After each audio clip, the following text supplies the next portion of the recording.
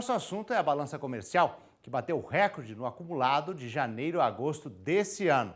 Vamos ver como foi o desempenho do país nesse período. E quem vai detalhar tudo para você é o assessor de inteligência comercial da CNA, Pedro Neto, que está aqui com a gente aqui no estúdio. Como tem sido o desempenho do Brasil esse ano? Bom dia. Bom dia, Marcelo. Nesse ano, o saldo comercial do Brasil tem crescido mês após mês. E agora, em agosto, aconteceu mais ou menos a mesma coisa.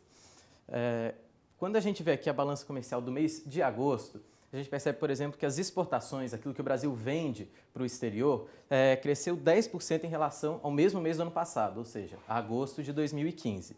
As importações também cresceram, mas isso é uma coisa até mais interessante, Marcelo, porque desde setembro de 2014 que as importações não cresciam em um mês. A gente vê ali que cresceu pouco, é 0,5%, 55 milhões de dólares, mais ou menos. Mas é uma tendência. Mas é uma coisa nova. Tem, inclusive, alguns analistas dizendo que isso aí poderia ser um começo da recuperação econômica do Brasil, porque o país estaria comprando mais insumo, mais matéria-prima para aumentar a produção, começar a contratar mais.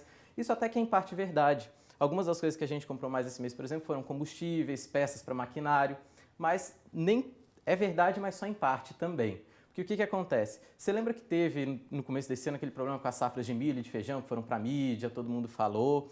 Então, acaba que só as importações de milho e feijão, que a gente teve que comprar do exterior para suprir o nosso mercado interno, cresceram 90 milhões nesse agosto em relação ao agosto passado. Então, pode ser uma volta aí da economia do Brasil, mas pode ser só uma coisa também de momento. Mas, de qualquer forma, agora em agosto, esses dois resultados positivos... São os números de agosto? Esses aqui são só de agosto.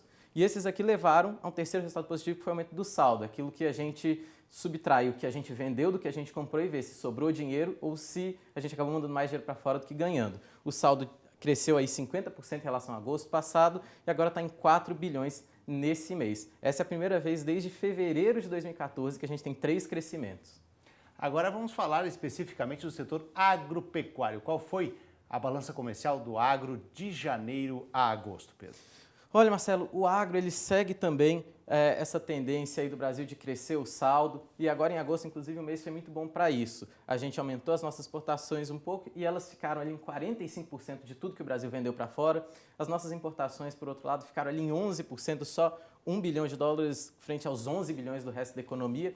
E o saldo do agro nesse mês compensou a queda dos outros setores, que ficou em negativo ali 2,2 bilhões, ficamos com 6,4. Quando a gente pega o acumulado, que você falou, que é tudo desde janeiro até agora, o agro está aí com um saldo de 52 bilhões de dólares. Isso é mais que o saldo que a gente está na economia como um todo, porque o agro está compensando o déficit, né, a falta de dinheiro dos outros setores que estão mais comprando do que vendendo. E esse saldo aí de 52 acontece por vários motivos. Primeiro, por uma queda moderada nas importações, mas principalmente pelo crescimento aí de 1% nas nossas exportações. E esse crescimento, inclusive, ele está acontecendo ao mesmo tempo que está diminuindo um pouquinho a concentração. Isso quer dizer o quê?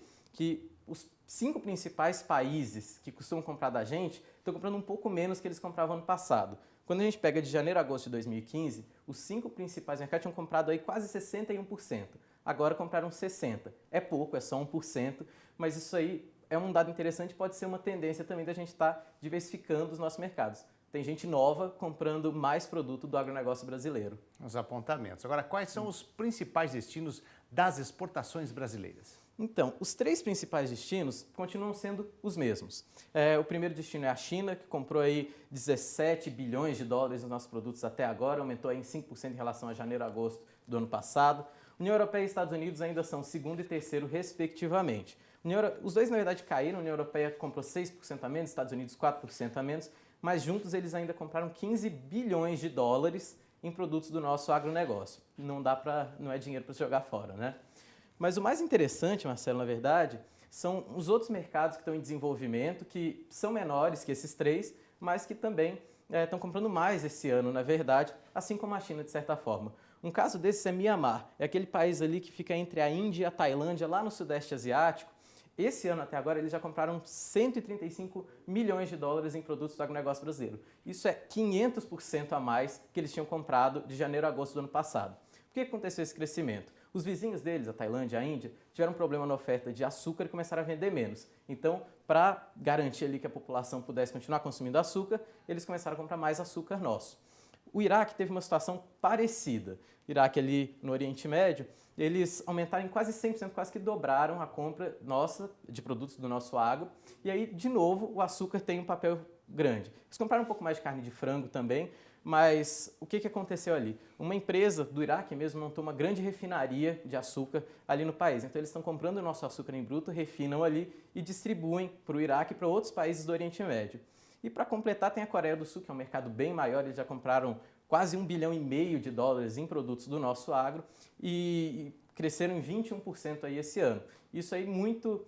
Compraram vários produtos, na verdade, por exemplo, cereais como milho e trigo, eles também compraram mais farelo de soja, compraram mais suco de laranja e para não ficar fora do setor de açúcar e álcool, compraram álcool também a mais esse ano. Ok, essas são as informações então. Nós agradecemos ao assessor de inteligência comercial da CNA, Pedro Neto. Bom dia, obrigado pela participação. Bom dia, obrigado a você.